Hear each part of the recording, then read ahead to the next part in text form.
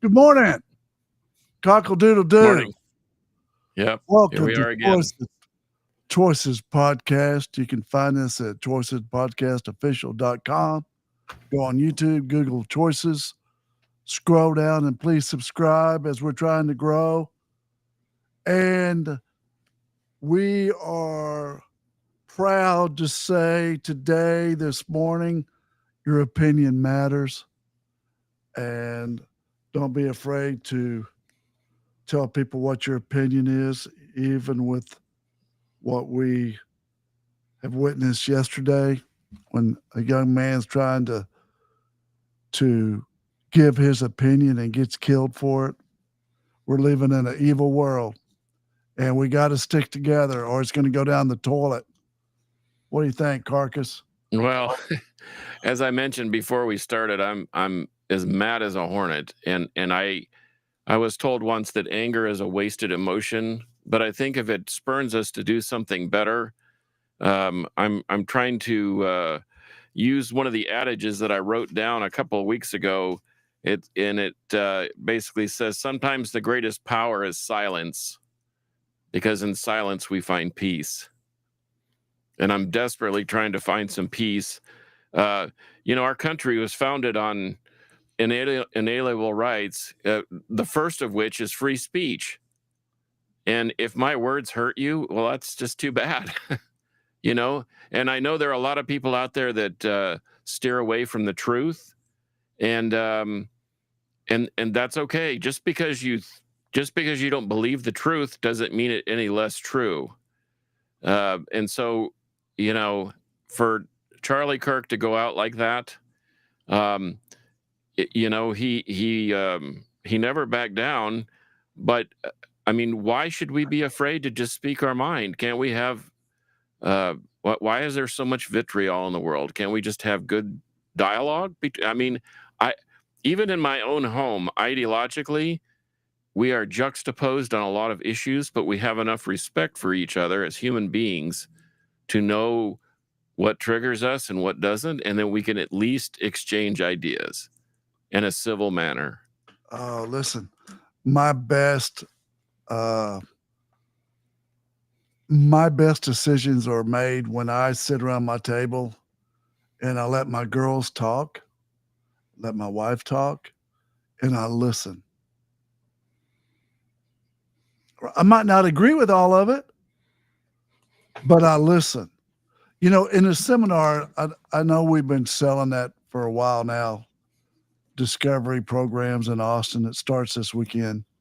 And it's great, by the way. Yeah. Well worth it. Yes. And in that seminar, we had a game. We have a game.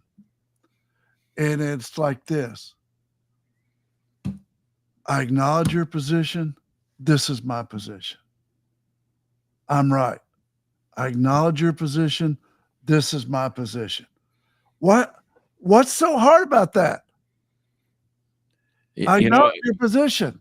Growing up as an art student, you talk about it. Certainly, there are design elements that make an art piece better than others. And some people have a natural knack of drawing certain things or putting together a sculpture or what have you. I mean, obviously, there's huge talent involved. However, I've seen it with my own eyes and experienced it with my own artwork, with 2 or 3 people standing right next to each other looking at the very same thing, and they all have different opinions. Which is okay. And it's okay. And I used to tell people all the time, well, if you criticize me, please let me know what your what your beef is with my art, or what your position is, or what my position is. Give me feedback. The problem is The problem is, and I noticed it today, and I'm just going to shut social media off. I was going to tell you, we had talked about using social media less and less. Well, last week I had my worst week because I was only 4 minutes less than the previous week, but steadily I've been dropping hours each week. But what I notice about people is they're like, I don't know why I hate this person. I just hate them. Well, what do they stand for? I don't know. I don't care. I just hate them. That's, to me, that's not a value. Could you argue that in court? No. Judge, I think he's guilty because I just hate the guy. Yeah. You couldn't do that, could you? He don't look right. He don't look right. He's got cow head. He's got a beard and tattoos. Yeah. He don't look right to me. No. Anyways, I just, that young man is 31. He had a wife and 2 little ones, and some sick. The number one issue in the world right now is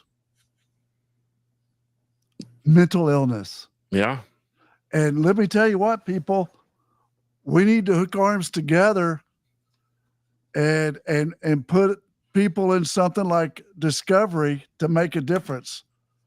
And because anything else is going to take too long to get to the results that we need. I firmly believe that. I watch it every day. I'm like, I just see the mental illness, and it's like, dude, we got to get you on some juice. We got to get you on the right juice and let you enjoy your life. Well, this is far-reaching, Brett. It goes beyond just the workspace or sporting events or anything like that. I deal with Steph's brother is in a band, and they're about to embark on a tour. They're dropping an album here on Halloween. They're all excited. And you know what the one question was that they were asking me? What? Do you think this is going to affect how we tour and where we tour? Do you think that stuff like this will go on? Are we safe to go and play music in other cities? And I thought, if we say no, then the bad guys are winning. Yeah. But I'm telling you, I'm not going to go to a big football game at AT&T Stadium and take my chances. I'm not going to go where there's a big crowd of people that I know that if I'm a shooter, that's where I'd want to go. There was a shooting at a high school in Colorado today. There was some violence in downtown Dallas. I mean, the world's gone off the rails. I mean, this is, and Utah of all places. I went to school in Utah. You realize back in the late 70s and early 80s when I was at Brigham Young University, that Utah was about 80% LDS or Christian. And they have the largest Catholic diocese west of the Mississippi in Salt Lake City, Utah. And now they're less than 40% because of the inundation and immigration and all that other stuff. And I'm talking about not legal immigration. I'm talking about just flooding your town with whomever. And now I'm so disappointed in my second favorite state after Texas. Yeah. But, this could be a hard one to live down. People are really, really upset. As they should be. Yeah. I mean, as they should be, Brett. Wickedness never was happiness. My dad used to tell me that all the time, and he's right. This is wicked. This isn't just, this is an unfortunate event. This is wicked. This is evil. We have got to get a handle on mental illness. We have got to do something to help people who are mentally ill. Well, in Texas, did you know that in Texas, we are the worst state to help mental illness? In what way? Because treatment centers. After watching that, insurance companies they don't want to cover it. No, not in the state of Texas. Well, after watching that debacle in Brooklyn with that poor girl from Ukraine, And that dude's he's got a rap sheet a mile long. He's got a history of mental illness, and some judge let him off the hook. And you see what he did. Yeah. And he's going to be out again too. He'll be out roaming the subway again, looking for an innocent victim to stab. Yeah. Well, it's mental illness is number one issue. Number two issue we got is drugs. Number three issue we have is our younger generation doesn't understand what it takes to be successful. And I worry about them. I do. I worry about their ability to grasp what it's going to take after we're gone to have a successful world. It takes a lot more than, hey, if the guy down the street's paying $10 more an hour, I'm going down the street. It takes a lot more commitment than that. Well, it's no different in sports. We've seen it. I mean, you never see a guy play for the same team his whole career. Yeah. That's a whole nother subject. Yeah. I've represented those knuckleheads. Mr. B, can we DocuSign? You know what that tells me? That they don't read anything. They can't read anything. Yeah. And so we are paying. We aren't. Well, yeah, we are, because we're paying to go to the games, right? Sure. Somebody $47 million a year to play a kid's game. Yeah. Dude, that doesn't even make sense. Well, and now it's filtered down to colleges. Yeah. You know, how much did UT pay for Arch Manning? Hey, the Red Raiders, wreck them. We paid more than anybody else in the portal this year. I saw that, and you see the results. Yeah. If it's all about winning, I guess you can buy a team. I don't know. It didn't work for George Steinbrenner and the Yankees every year, but they got more championships than any other baseball team. Hey, let's get back on point here about everybody's opinion matters. And it really does. We have to be able to state our opinions, even though it's different. You know? I don't think that we should be hiding under the rocks. No. I think we should feel safe and have the ability to dialogue. Now, I wrote another thing down here, which I think, and you can comment on this if you'd like. I said, I may not be able to tell you what to do, but based on my experience, I can surely tell you what not to do. Oh, so I like that. I'm issuing an opinion, and you know, that's the best way to learn, is to hear other opinions.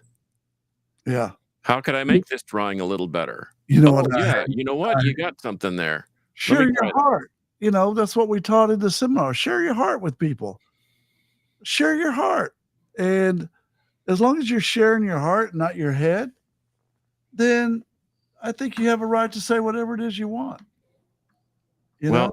As I used to tell people as they were venturing down the road of religion, your intellect will only get you so far.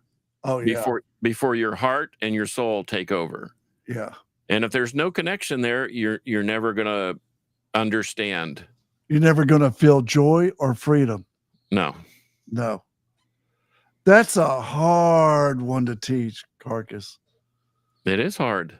I think our Life's age. not easy, Brett. Huh? Life ain't easy, baby. Oh no, man. It's like, I mean, did you show up to first grade and they said, here's a diploma, you're a lawyer now? No. Learn how to use this big pencil, and once you learn how to use it, you're in. I think about the Shaolin monks and the ninja guys that pull on or they study the arrow and the flight of the arrow, and then they pull a bow back for 5 or 6 years till they have a perfect.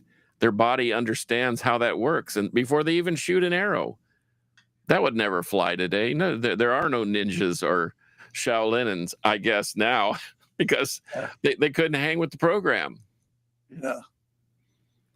What effect do you think that this is going to have on our world with this Charlie Kirk getting killed? Well, I'll tell you right now, having sort of remembered the John F. Kennedy. I was really young. I was 3 or 4 years old. Seeing Robert Kennedy gunned down, Martin Luther King gunned down. I you start to see these things, and there's a real kickback. I think that whoever's masterminding this stuff, and I don't think it's just some random kid that said, "I'm going to put my name in lights. Watch this."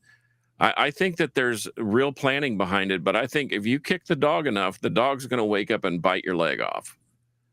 And I think that unfortunately, there's probably going to be hopefully not a violent response, but people have got to understand that violence is not the answer. It's the last resort, but it is not the first answer. Mhm. Yeah, people don't get that. And it's the same, the old eye for an eye and a tooth for a tooth. Man, that's the law of Moses. That's died centuries ago. Well, I tried a capital murder case when I was 27 years old. Young. Woo! David Martin Long. Thank God. David Martin Long, he was an axe murderer. He killed 2 old women. And he stood up, and I was fixing to argue, just like Percy Foreman. I had my argument already. And this knucklehead stands up and said, "Y'all need to kill me or I'm going to kill again." And I'm like, that's exactly what I was going to say. You took my argument away, dude. Don't take it back. Anyways, what I'm going to say is I was way too young to be trying a capital murder case. And capital murder is very, very expensive on society. It cost like $3 million. Seriously. Ooh. And when we can house somebody a lot cheaper, and it's like that idiot and the Idaho murder, that idiot that they pled him to life. But they had some evidentiary issues, but they pled him to life. I'm all about that, dude. His life, he has to wake up in a box. He gets out maybe 5 minutes a day. I mean, he has to think every day what got him there. The easy way is to kill him. That's the easy way out for him. Make him think every day for the rest of his life what miserable son of a bitch he is. You know what I mean? That's when you get him. That's when justice works. Don't think justice works just because you feel better by killing somebody else. That's what they want. That's the easy way out. And the cheaper way, with all that money, we can rehabilitate people, take that money and rehab people instead of killing people. Does that make sense? Yeah. It's all about the nickels and dimes. Sorry, that's the way it works. Yeah, unfortunately. So looking at all this, and obviously I want to make a difference somehow, but how do I connect? We asked this question a couple of times the last few weeks. Yeah. How do I connect? How do I connect into somebody that is completely downstream from what I believe, or someone that's not even in my same zip code, and trying to make a positive difference? Man, What are some ways we can connect? I think our podcast, we connect with a lot of people. Okay. And I hope that we put positive choices in their mind, like this dude. Okay, let's take this. It's all about choices. Whoever it was, they hadn't caught the guy yet. He made an hour choice. It probably took him an hour to get into the building, to get set up, and kill somebody. That hour choice that he made probably has 3,000 choices in it. It's going to affect him for the rest of his life. It's going to affect millions of people, Brett. Yeah. Not the least of which is Charlie's wife and kids. Oh my God. And everybody around him, everybody that's there, even the people that were there to rabble rouse. I saw some interviews. They were shaken. They said, "We've never seen anything like that before, and nobody should see it in their lifetime." And Yeah. it was gruesome. I mean, war and murder and is brutal. Brutal. There's nothing elegant about it. There's nothing exciting about it. It's absolute visceral destruction. Navy SEAL instructor told me one time, "Oh, you want a war? Get ready, because your young ones are going to come back in a box. Get ready. Are you ready for that? That's what comes with war." Yeah. Well, I having experienced my father doing tours of Vietnam and other places around the world, and he's alive. wondering if he's actually going to come home. And I remember he used to write us a letter every week, and one week we didn't get a letter. And what do you think we thought? You don't think that affected my mother, myself, and my 4 younger sisters? It was devastating. I'll say this about, I could only imagine, Carcass, but I want to say this. You ask how we connect, and I said our podcast. Putting somebody in the seminar and watching them get a chance at life again is an amazing gift. I think you can connect with people that way. I think you connect with people with church, you know. If you live a life of faith and you got somebody asking why you happy, I think that you have an opportunity to witness. I think people too shortchange the opportunity to improve themselves, even if they're not having a major issue or they haven't had a trauma. Like I mean, I did, but I was coping with it in a I thought was an ample Yeah. format. But I think sometimes it's like I've heard that people before they get married should have marriage counseling, Yeah. because if you're at the counselor after the marriage is halfway through or in, it may be too late. But I think that we can all, I think ongoing education is a good thing. Yeah. Well, what I hear you say too is, in order to heal, you have to feel the pain, Of and course. you need a professional to help you learn how to feel the pain. Sure. You know. And I think that's imperative for you to do that in order for you to help somebody else, Yeah. because sympathy is only goes so far, but empathy, and the difference being, I'm so sorry this happened to you, but I can empathize with the loss of a loved one because it's happened to me. Yeah. So Yeah, not I'll only listen to you. I'll what, listen to yeah, you. yeah. Well, I would hope so. I mean, I I listen to you anyways, Carcass. I love you, man. I think you're an awesome dude. I still think you're bleaching and you're not admitting it. no, I'm not. I Okay. I just I had that one Santa gig, and I thought maybe I can grab a couple extras before the end of the year. Well, Oh, Brett, what a wild world we live in. what a wild world. What a wild time. I think that let's leave it with this is, I firmly believe that my life mission from this point forward is to spread kindness in the world. And I'm just asking everybody to be kind to one another today and see what kind of difference that makes in your life. Amen. I I can't even top that one. That one's perfect. Can we end this show on that, Carcass? Yep, sure can. Be And kind. our prayers are with Charlie Kirk. Our prayers are with his wife and his kids. Our prayers are with whoever did this, because I just don't even understand it. Because whoever they are, that's going to be a bouncy ride for them. Yeah, it is. And And you know what? And prayers to those that had to witness that carnage. Oh, yes. Prayers to those people. But my God. Anyway, here's to a better day tomorrow. Be Yeah. kind. Be kind. All right. I love you, Carcass. Be good. Love you too, man. We'll talk to you next week. All right.